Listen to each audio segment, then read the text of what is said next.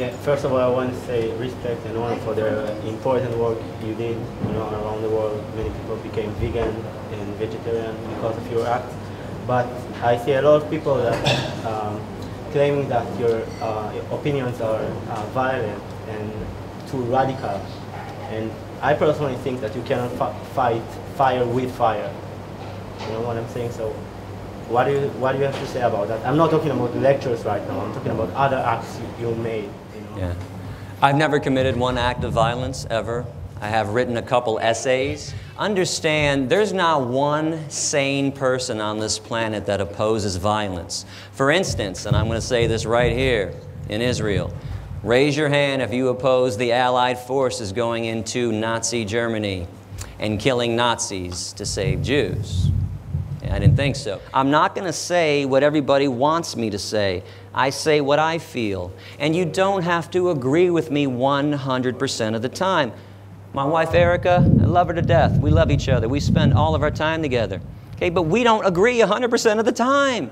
I think it's impossible to agree with somebody 100% of the time. But let me throw this out there with some American activists that you're probably familiar with, Malcolm X and Dr. Martin Luther King. They were diametrically opposed. Malcolm X believed in self-defense violence, which is what I believe, or defending somebody who can't defend themselves. Dr. King was a pacifist. But Dr. King was once asked by a news reporter, "Can you please stop Malcolm X? He's too radical." Dr. King, even though he opposed what Malcolm X was saying, said, "Don't ask me to stop Malcolm X. Malcolm X will stop when racism stops." And that's all you have to say if somebody brings up some of my writings. Say, you know what, don't ask me to stop, Gary. I'll stop writing essays about when violence is appropriate, when people stop killing and harming animals. I'm not doing it for no reason at all. Hey, let's go blow up a McDonald's. That's not what I'm saying. I'm saying if you went into a slaughterhouse, they're the violent people. They're the terrorists.